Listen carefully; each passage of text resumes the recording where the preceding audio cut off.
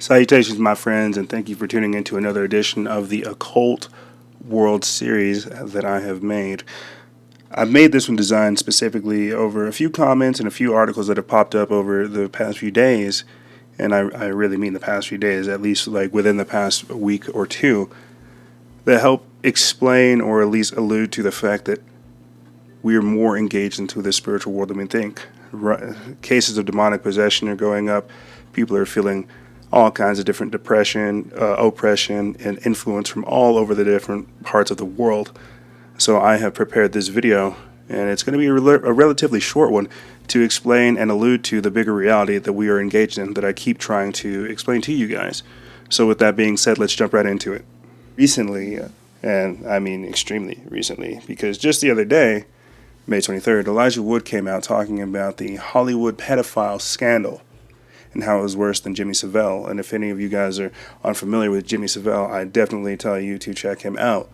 He's Prince Charles's right-hand man. He's one of the people that you can see it back in like the 90s, the 80s. He's taking all kinds of different pictures with these kids, doing all kinds of charity runs, and being, pretty much the perfect person that you would never think that would kidnap your children.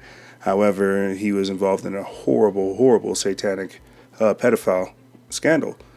So Elijah Wood is now saying that Hollywood is worse than that, and I can definitely agree, because we already understand that Hollywood has a price. It comes with strings. It has connotations to it. The only thing that's different now is that it is a satanic homosexual mafia, essentially running rampant. Now, Elijah Wood came out talking about how you all grew up with Savile. Jesus, it must have been devastating. Clearly, something major was going on in Hollywood. He's saying how it was all organized and that there are, quote-unquote, lots of vipers in this industry, people who only have their own interest in mind. And I can agree, because we're constantly hearing about how people are coming out talking about them being sexualized or having to do certain things with managers, couch casting, essentially. And we're hearing about that all the time. The only thing that's different, because we've heard of this as well with Corey Feldman, whenever he talked about how there were all kinds of different people, how he felt surrounded by the pedophiles. What's even more strange is literally almost 2 days later, Elijah Wood retracted that statement, saying how he had no actual knowledge of these things going on in Hollywood. How he was watching a documentary and then had an interview, and how he wanted to speak on it but had no actual information on it. So basically somebody got to him. Somebody got to Elijah Wood. And what this should be is confirmation, explaining to you, the reader or the viewer at the time, that these things are going on. The fact that he does retract his statement in such a short amount of time is confirmation that it's going on. But one of the things we need to look at is how this actually all gets to this point. How do we start talking about pedophilia in Hollywood? I recently did an episode on my podcast, Factions of Freedom, where I talked about this new film called Lamb that was coming out. One that glorifies child abduction as quote-unquote loving and intimate.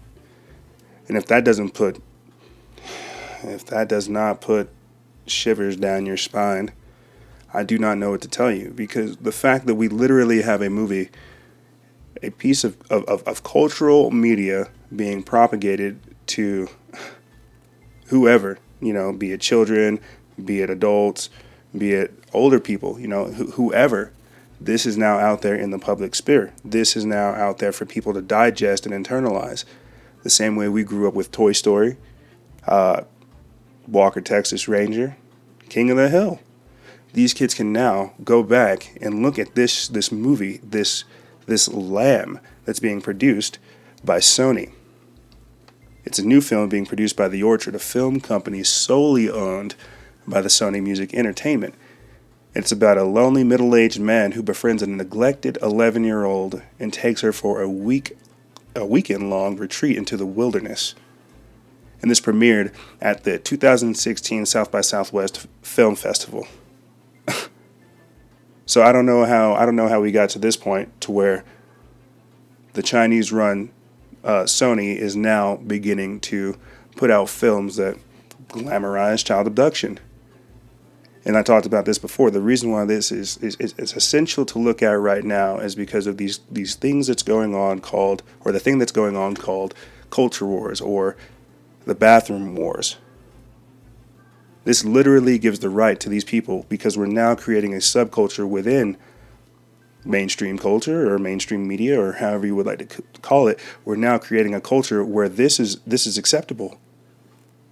This is acceptable to have a man dress up into a woman and go into a bathroom and communicate with other females because we're now buying into this psychosis, buying into this mentality.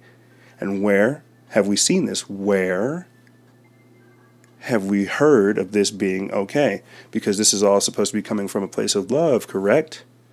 The LGBT movement. That's pretty much what I'm getting down to. The fact that we're giving rights to pedophiles, to sodomites. And yes, that's the appropriate term, pedophiles and sodomites. Because what's happening here, and people aren't able to understand it, is this is called early sexualization. I mean, I've talked about this a few times in other videos. Basically what it is whenever you have a 10-year-old twerking, there is no need for that. However, that child is associating euphoria, laughter, freedom with this action that they've seen on the news or that they've seen in the media or that they've heard on the radio, you see. That's what I'm talking about whenever I'm saying cultural indoctrination. What we thought of as perfectly fine is now being switched over. Or what we know is wrong is now being brought to light.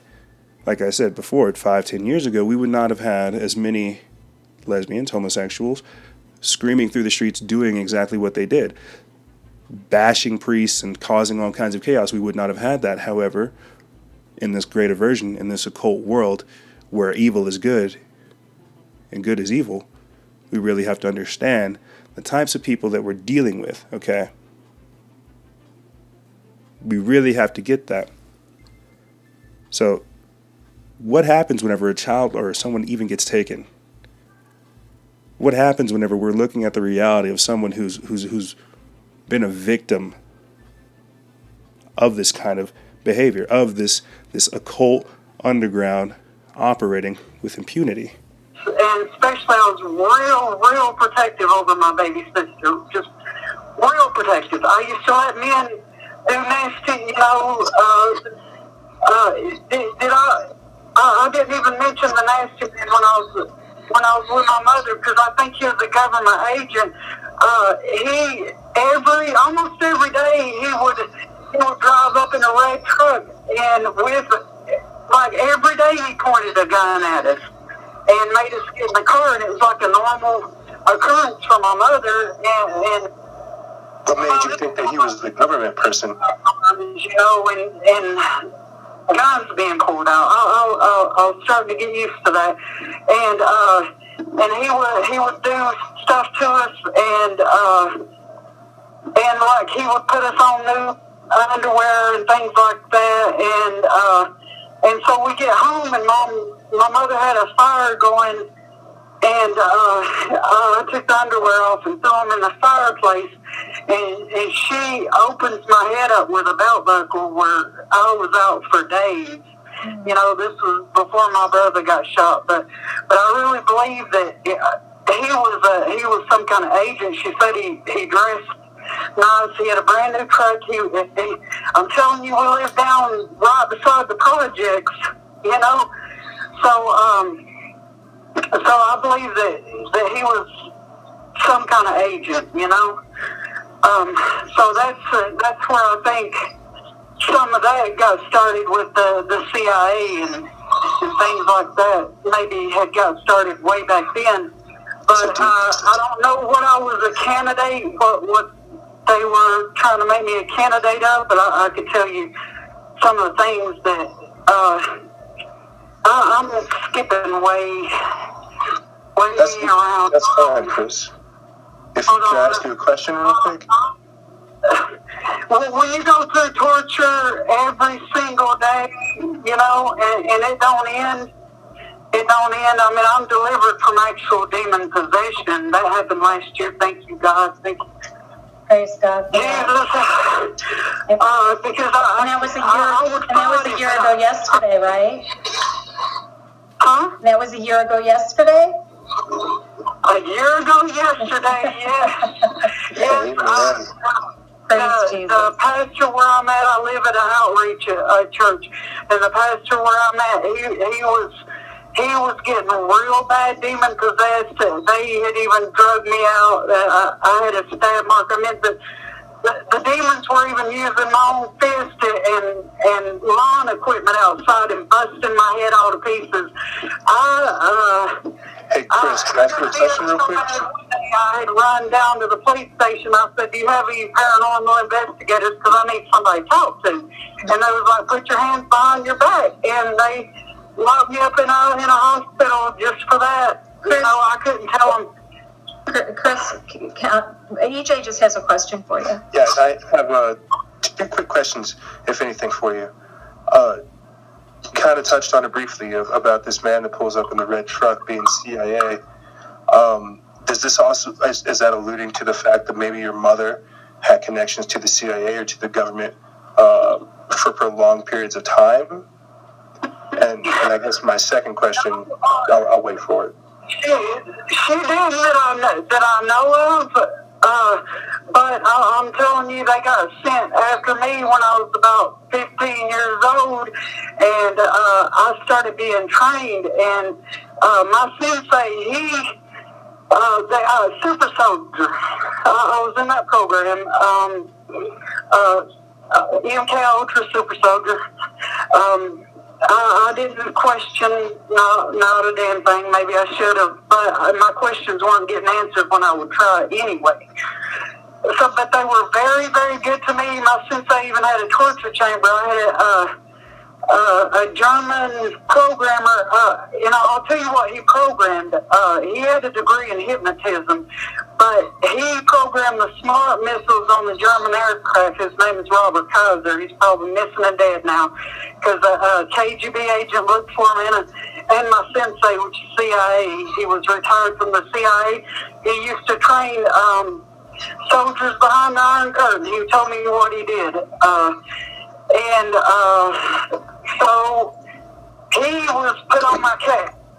I didn't know if it was a random meeting when I first met him, but he knew about me when I first met him. He told the German programmer, he said that I was a chosen one, and I didn't know what that terminology was back then.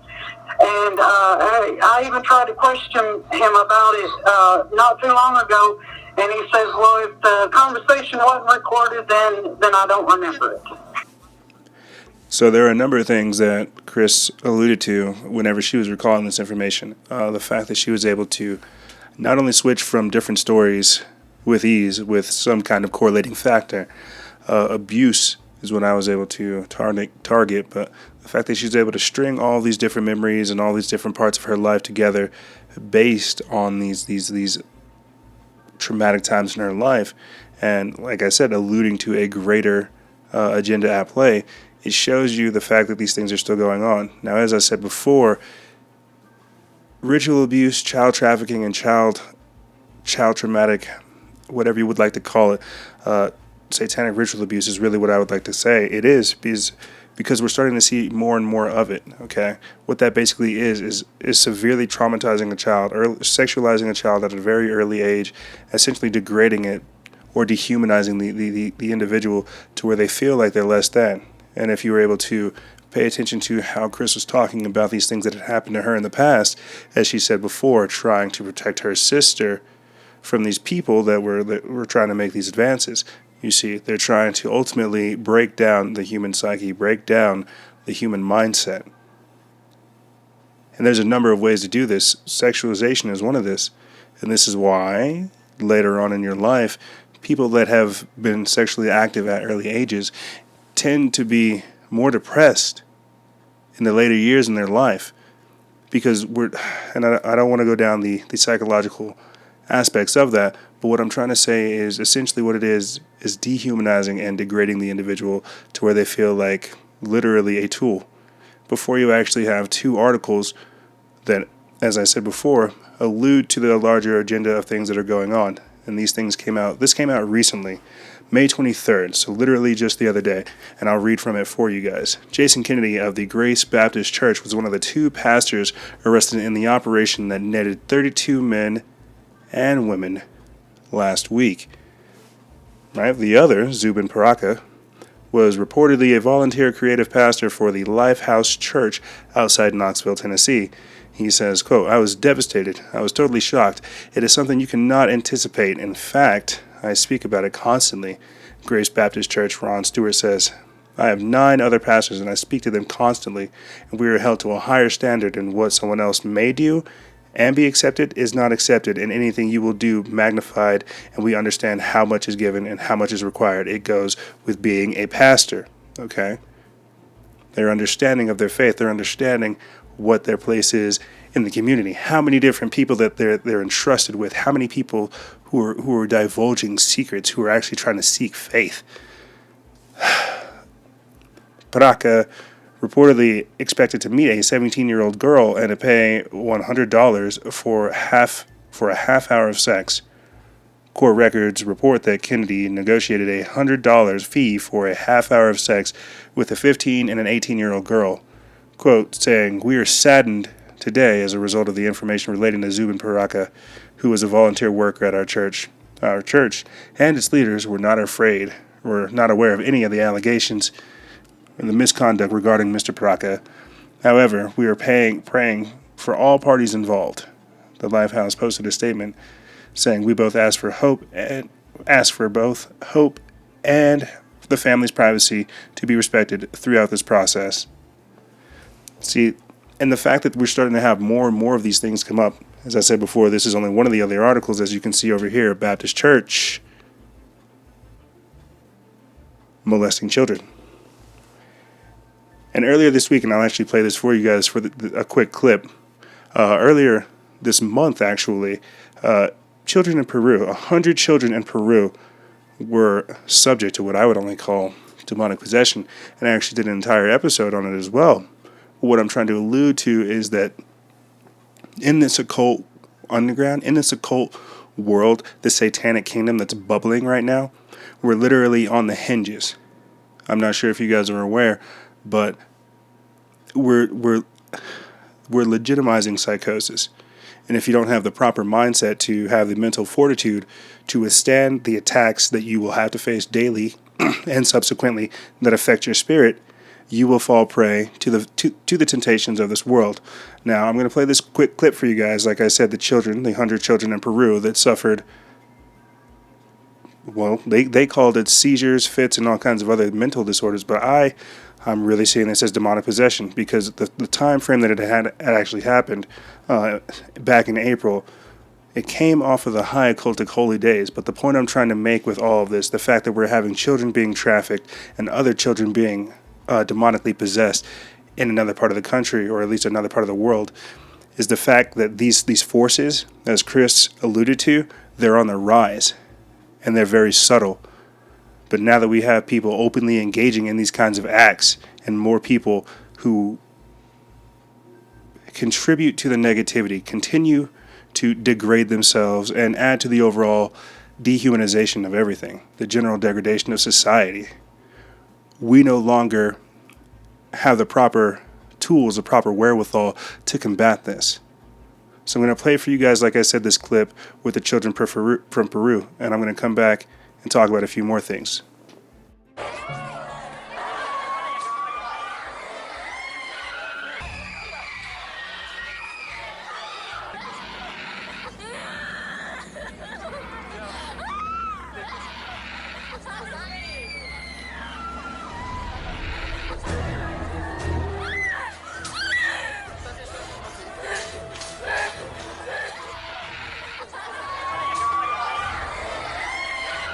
Vecinos, algo raro ocurrió en Tarapoto la semana del 29 de abril al 3 de mayo, algo que produce muchas explicaciones, pero las imágenes hablan por sí solos.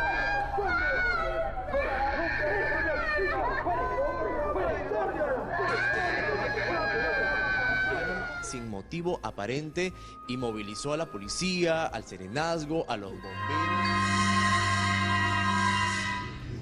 Está sacando Puma.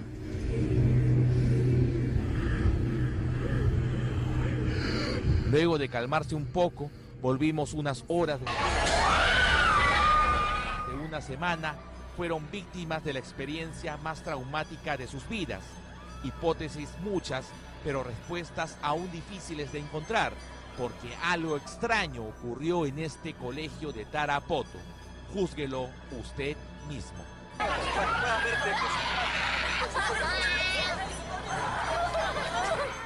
I feel like this is one of those pieces of evidence, or at least one of those videos where you think, unless the entire thing is staged, not only by the children, but by the school and by the media, by everybody else, how can nearly 100 children suffer a sudden case of hysteria?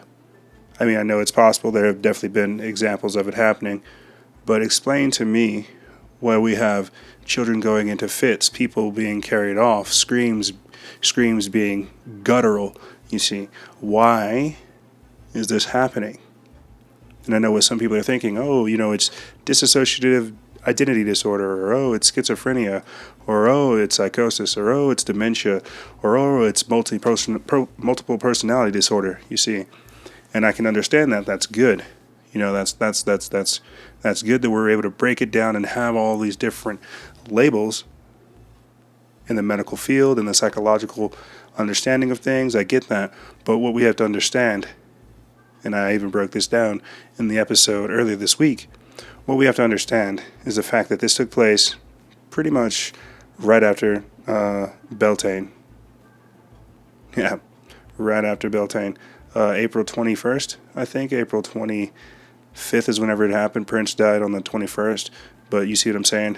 So there's some things you guys got to look at there. And have you always noticed how a lot of the different possession cases that we see happening either in Mexico, Peru, South America, Brazil, Italy, all these other different places, you see they're always in third world nations. They're in these places that entertain paganism, entertain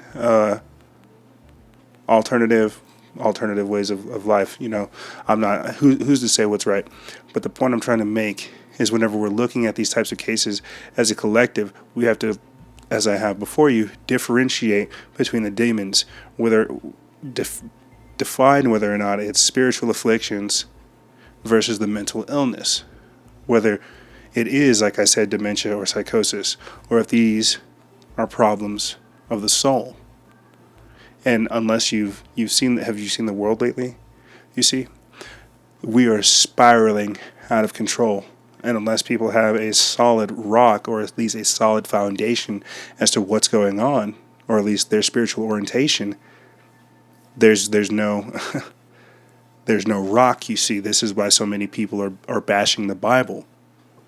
And I'm not going to preach to you. I'm merely looking at the facts, because I also have one thing that I want to look at as well for you guys, another perspective that you can take into consideration when we're looking at this kind of stuff. MK Ultra. I know that's like a typical thing to say, or at least a default way to explain these types of things. But as I keep trying to refer to, early sexualization, hypersexualization of children. And what do we see these days? What do we have Miley Cyrus doing? What do we have Beyonce doing? What do we have Lady Gaga doing? What do we have all of these name brand people that are affecting your children, that are affecting the next generation? What do we have them doing? Degrading themselves. But this is all that they know. You see, this is the programming. And whether you want to look at it as MK Ultra, media culture, you see, or if you want to look at it as, you know, the Satanic Illuminati trying to occultly or esoterically destroy us, there's all kinds of different factors that we need to take into consideration. The fact that we have an entire organization dedicated to not only mystifying us, and I mean this by Hollywood, because the wood that is made from a witch's wand is that of a holly tree, you see. So these witches, these wizards, these warlocks, these necromancers, these people that are in this occult society, in this secret society, what they're doing is they're essentially casting spells on us. And if we're unaware of the things that are going on, then we can fall prey to it. Have you heard where they say you have to believe in the American dream? You have to be asleep to believe in the American dream. You won't be awake looking at these types of things. But I've gotten off a point. The point I'm trying to make is that recently, even the DoD came out talking about how they released documents over human experimentation. And I'm very well aware that this has been going on for quite some time. But the fact that we have them publicly disclosing this kind of information shows you that no, they do not care what is happening to the public. As I said before, I feel like we're now starting to legitimize psychosis. And if you take this into consideration with the witches, the warlocks, the wizards, the satanic Luciferians that are over there in Hollywood casting these spells, we have to realize the types of things that are going on. You see, and I know I'm making leaps and bounds in these kinds of accusations, but the point I'm trying to generally state is that society, as well as your mentality and your soul, are consistently under attack. And I don't mean to say this to scare you. I say it to make you aware of the types of devices that are used. Here, check this out. I have one more slide I want you guys to check out in closing. So if you've ever heard any of my theories as far as the Vatican and them being the exclusive people who have the rights to exorcise demons, then you understand the angle that I'm about to come from. But I will explain it to those of you who are unaware. I personally believe, because we all know the situation with the Roman Catholic Church. We're very well aware of the pedophiles that they have in there, the Black Flame, all of the different sects that they have operating within the Vatican. Now, transfer this thought over here. William Friedkin, I'm not sure if I pronounced that correct, but William Friedkin, the director of the horror classic The Exorcist, has revealed that he was allowed to film a real exorcism at the Vatican earlier this month. Okay, and this was 6 days ago, May 19th. Okay, so join me on this jump that I'm about to make. We constantly hear how Light Vision, the TV, is essentially the new scrying orb or the new Ouija board. Anton LaVey said it's one of the most satanic tools used ever. It's the perfect tool for them to be able to get their message out. I mean, we even hear how people are able to play songs backwards masking, and there's an entirely different message in it. And I mean, if you look at Latin and some of the other words and the ways that people cast spells, they're essentially just rewriting the characters that we already have. So basically what I'm trying to say is that yes, they're using media as a medium. The fact that we have the director of The Exorcist coming out and now talking about making another film, or even having the capability or having the possibility and having the chance to film The Exorcist or an actual exorcism, means that he now has the possibility to either transfer these demons or to display these demons, or even to use it in whatever way he feels, whatever intention he decides to put behind it. Because I'm sure we all heard of the superstitious thought of, well, you don't want to have your picture taken because it has your soul taken. Well, think about it like this.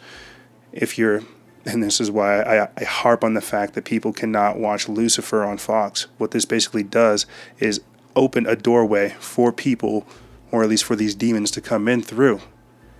And if we have literal exorcisms where they're being taken out from a person and then either released back into hell, put back into hell, or cast out to where they can find another body, we don't know. We're just aware of the fact that this person was able to film the exorcist, or the exorcism, you see. So what happens with that energy, the spirit, the demon that was there present? Was it put into the film? Was it cast out into another individual? Was it put back into hell? Was it put back into the abyss? There are all kinds of different things that we need to look at whenever we're looking at this particular media, you see. So this is why horror, slashers, thrillers, gore porn, all these different things, that's why it's hot right now, is because it's meant to break down our spiritual and moral barriers. We are meant to be degraded, and that's what we see happening in so many different levels. I mean, as I actually filmed, or actually while I was working on this video, Corey Feldman actually came out and talking about how, well, really backing up Elijah Wood and his accusations about Hollywood and how there are pedophiles and predators and all kinds of different other things going on. But the point I'm trying to make with a lot of these different things is that this is the satanic ritual abuse that I'm talking about. It's not only physical, but it's also mental. We're being traumatized. There are children the age of 10, if not younger and slightly older, who are being told to masturbate, or at least educated as to how to be masturbated. And then if you couple this with them going home, playing on these violent video games, doing all these terrible things, you've got to look at what's happening to the world. We are being systematically degraded. But that's all I really got for you guys. I know I definitely threw out a lot, but that's why I have to do this, because we have to look at these things not as a singular event. We have to look at it as a picture. What are the peripheral events that make the masterpiece that we're looking at? And I don't really want to call what they're doing a masterpiece, so to speak. I would like to say that we're just bringing it to attention. But that's all I really got for you guys. If you have any questions, feel free to email me. I'll have it in the description bar below. And as always, guys, stay vigilant, expose lies, and share truth. This is Noisera, Freedom Faction, out.